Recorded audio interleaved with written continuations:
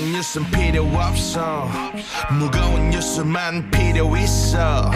당신에게 들려주고 싶어. 무게 있는 뉴스를 무거운 녀석들이 전해줘. 무거운 녀석들.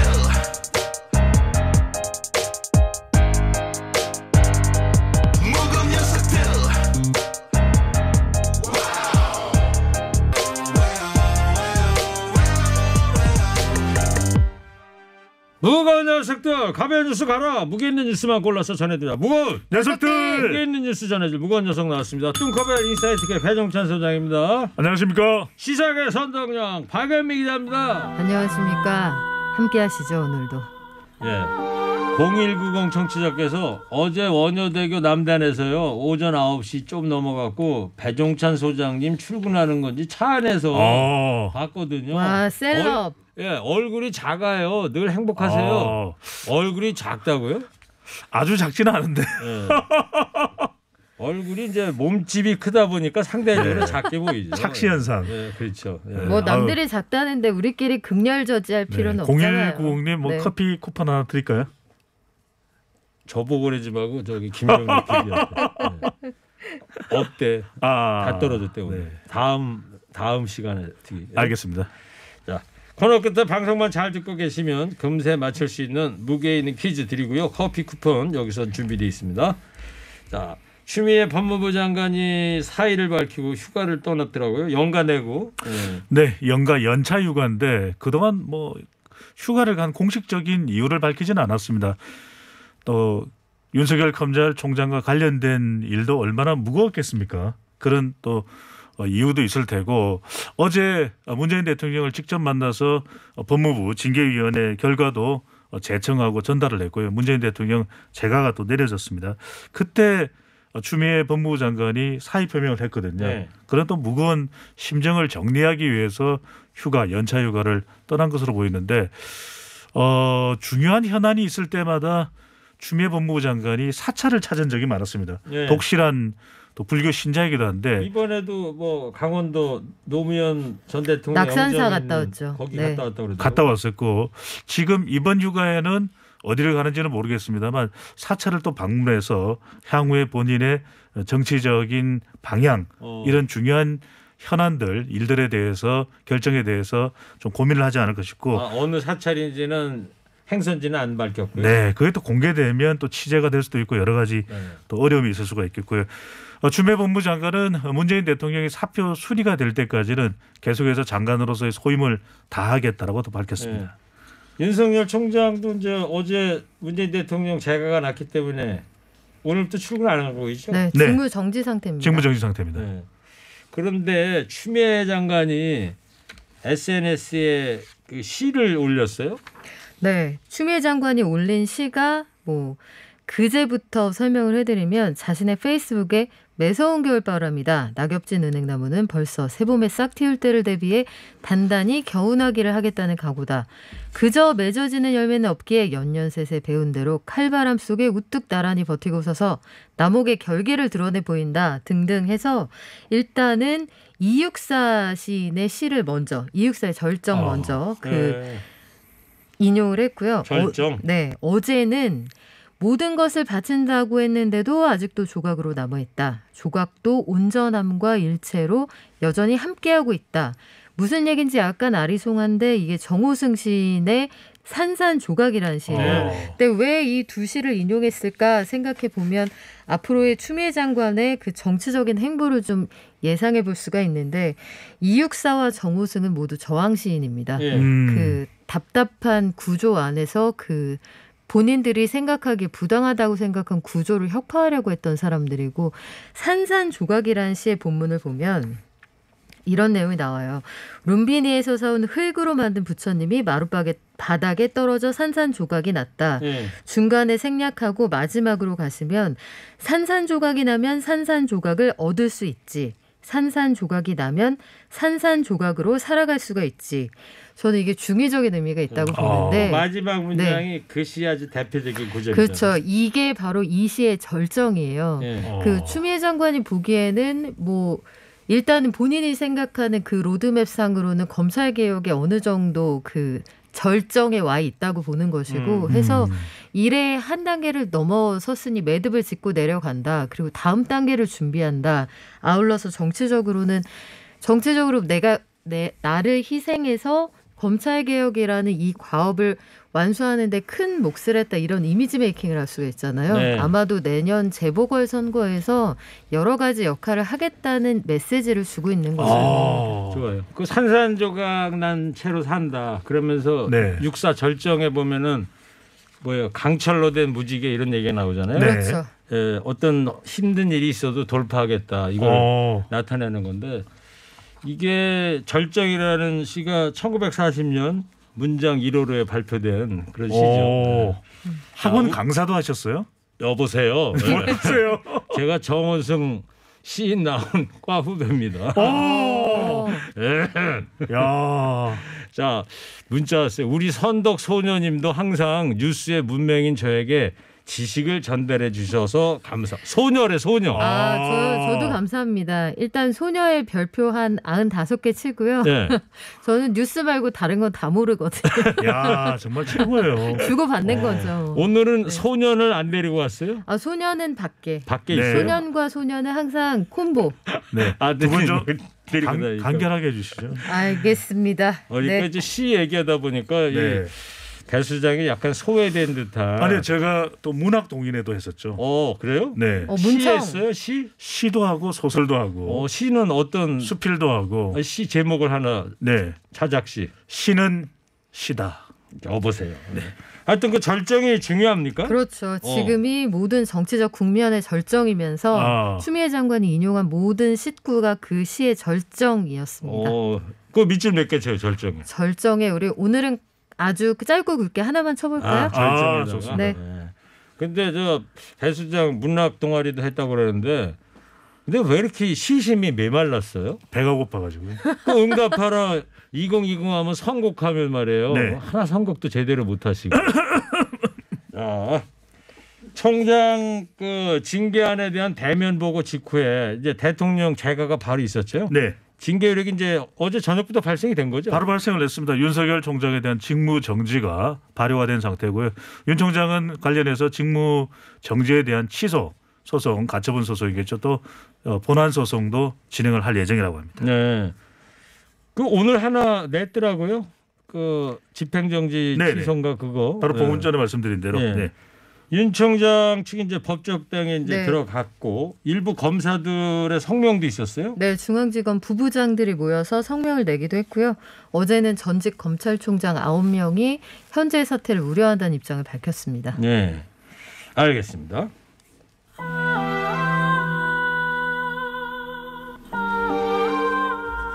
자, 정치권도 뭐 소란해요. 당정은 윤 총장도 물러나라 이런 입장이죠.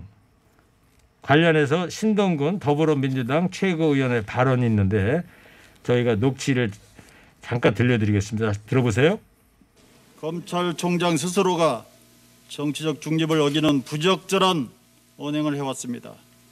여기까지 오기 전에 윤석열 총장은 스스로 물러나는 것이 맞았습니다. 추미애 법무부 장관이 사의 표명을 했기 때문에 윤 총장에게도 상당히 또 사퇴 압박이 가해지는 모습인데요.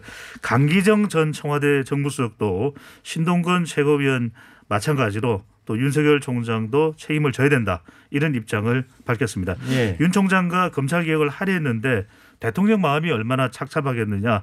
장관과 자협의해서 검찰 개혁을 하라고 했더니 그런 모습을 보기가 힘들었다. 국민의 검찰로 거듭나야 된다. 윤석열 총장은 징계 절차를 정치적 사안으로 만들었고 대통령은 절차를 중시하기 때문에 윤 총장은 사퇴를 관여하려 했다면 이미 하지 않았겠느냐. 그런 대통령의 마음을 몰랐다. 윤갑근 구속되면 또 라임 수사가 재개대로 돌아설 것이고 서울시장 출마를 선언한 우상호 의원도 SNS를 통해서 윤석열 총장의 자진 사퇴를 촉구했습니다. 네. 그 윤갑근 구속 이거 간결하게 한번 설명해요. 이 사건. 윤갑근. 그렇죠. 윤갑근 같은 경우에는 라임 충북 도당위원장이죠. 그렇죠. 국민의힘 충북 도당위원장인데 전 검사였고요. 네, 전 고검장이었는데 대구고검장이었는데 이 사태 물러나고 법조인으로서 이제 변호사로 시작을 하면서 라임 옵티머스와 관련된 자회사의 로비스트로 활동하면서 관련해서 활동을 한 부분에 대해서 지적을 받았는데 본인은 계약을 맺고서 활동을 한 것이기 때문에 아무런 잘못이 없다고 했지만 이 법원에서는 최종적으로 구속영장이 발부가 됐습니다. 네. 아주 간결하게 잘했어요. 네. 이거 제가 그냥 탁 물어본 건데 네. 바로바로 튀어나오시네. 상당히 대단하시네. 당황했습니다. 3개. 3개. 네. 감사합니다. 자, 야당은 이제 문재인 대통령을 정조준하고 있어요. 네, 일단 발언부터 전해드리면 주호영 원내대표가 오늘 비상대책위원회를 통해서 어제 정직 2개월 징계가 나온 데 대해 문 대통령이 거룩하게 손에 피 묻히지 않고 윤 총장을 제압했다. 법치와 민주주의 파괴 등 국정 비정상의 중심에 문 대통령이 있다. 이렇게 상당히 강도 높게 비판을 했는데요.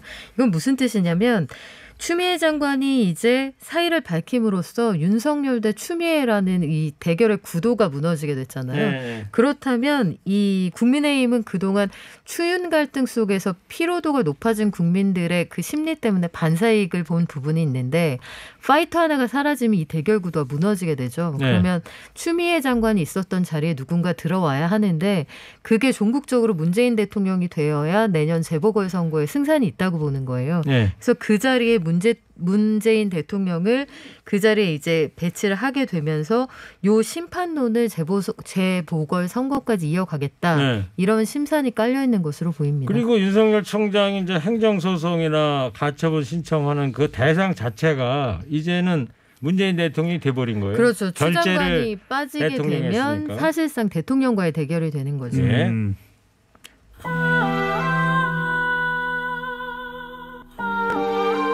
저는 허리케인 라디오 앵커 DJ 최일구구의 인사이트 K 뚱커벨 배종찬 소장 시사계 선동여왕 박연미 기자와 함께하고 있습니다. 코로나 얘기할게요. 오늘도 이제 이틀째 1,000명을 넘었습니다. 거리두기 3단계 올려야 되는 거 아니야? 이런 이야기들이 계속 나오고 있어요. 그렇습니다. 지금 1,014명이 나왔어요. 예. 오늘 확진자 수가 이틀 연속 1,000명을 넘었는데 수도권의 병상이 바닥이 났다. 또 한 그 60대의 경우에는 서울에서 확진 판정을 받고 집에서 입원을 대기하다가 사망했다. 이런 얘기가 나와서 걱정이 큰 상황은 맞습니다. 그런데 이 3단계로 격상한다는 게 이게 심리적으로나 경제적으로나 보통 일이 아닌 데다가 사실 정부가 근본적으로 고민하는 건 3단계로 올린다는 거 이제 마지막 수단인데 그렇죠. 그러고 나서도 효과적으로 이게 제압이 안 될 경우에는 데미지가 너무 큰데 반해 더 이상 쓸 수단이 사라지는 거예요. 네. 그래서 우유부단하다 뭐 일각에서 이런 비판이 있는데 그렇다기에는 이게 미칠 파급 효과를 굉장히 신중하게 보는 거고요. 특히 이런 문제가 있어요. 이 3단계가 되면 지금하고 생활하는데 큰 변화는 없겠습니다만 대부분 가게가 문을 닫게 되거든요. 네. 그러면 사람이 시각적으로 늘 가던 가게들이 문을 다 닫았을 때 느끼게 되는 심리적 압박이 네. 실질적인 경제 환경이나 아니면 생활 반경이 큰 변화가 없어도 소비자 심리가 상당히 위축될 수 있거든요. 3단계 가면 소비자 입장에서 백화점은 아예 폐쇄가 되는 거예요. 백화점, 대형마트 다 폐쇄 아니 대상으로 대형마트는 아마 남아있을 거라고 하더라고요. 그렇죠. 거론이 되고 있는데 아직까지 세부안을 조율하고 있고요. 그래서 어제까지도 보면 헬스 관장이나 당구장 사장들 다 거리에 나와서 삭발하고 네. 우리 좀 살려달라고 얘기를 하고 있잖아요. 그렇죠. 그러니까 이 상황에서 이거를 밀어붙이기에는 수백만 개의 자영업자들의 그 데미지를 생각해야 하니까 정부도 고심을 하고 있는 건데 여기서 이제 멈추지 않으면은 더 이상 선택의 여지가 없는 상황이 될 수도 있습니다. 그러니까 이 3단계라는 건 우리가 지금까지 1년 동안 단 한 번도 해보지 않은 거예요. 네. 그렇잖아요. 그럼요.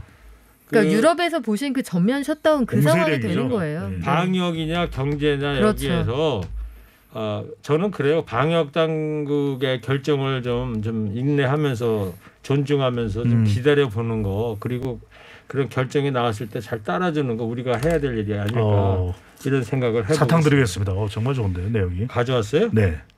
도로 준다고요? 네네. 너무 잘하셔가지고. 여보세요.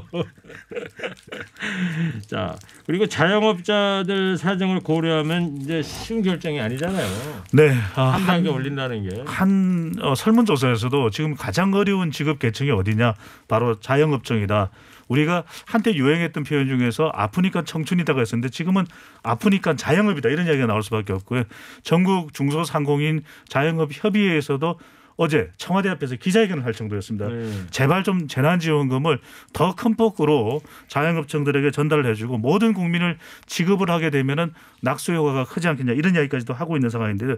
이런 이유가 오늘도 당장 여러 수십 군데 수백 군데가 될 겁니다. 지역별로 따져보면 자영업이 줄 폐업을 하고 있는 상태고 일자리도 최장 기간 동안 지금 감소가 되고 있는데 그래서 좀 기가 솔깃한 법률 발의안이 바로 더불어민주당 이동재 의원이 제시한 임대료 멈춤법이거든요. 그렇죠. 이게 참 쉽지는 않습니다.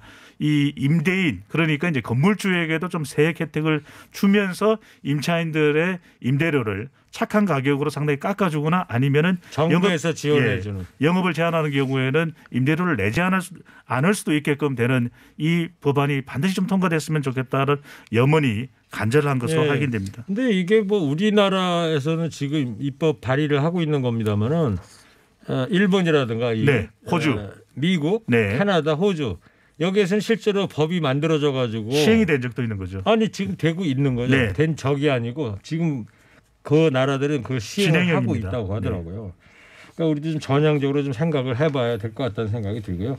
자 끝으로 그 헬스클럽이나 학원들 이제 반발 중이다 그랬는데 거리두기 3단계 세부안을 지금 정부가 가다듬고 있는 거예요? 네, 만에 하나 3단계로 격상을 할 수밖에 없는 상황이 된다고 하면 그 상황을 정말 피하고 싶지만 어떻게 하면 최소한으로 자영업자들의 피해를 한정할 수 있을까 이걸 고민 중인 건데 식당은 일단 가서 식사는 어려우실 것 같고요. 포장 배달만 허용을 한다. 근데 이것도 식당 사정별로 배달이 어려운 집들이 있어서 이 고민이 되는 부분이고 학원들의 경우에는 비슷한 스터디 카페나 독서실을 운영하는데 왜 우리는 안 되냐 이게 그 형평성 논란이 있어요. 우리 헬스클럽의 경우에도 지금 전면 제한인데 시간당 몇 명씩 제한해서 별도의 공간에서 받을 수 있지 않느냐. 이게 굉장히 다양한 케이스가 있기 때문에 보통 어려운 결정이 아닙니다. 알겠습니다.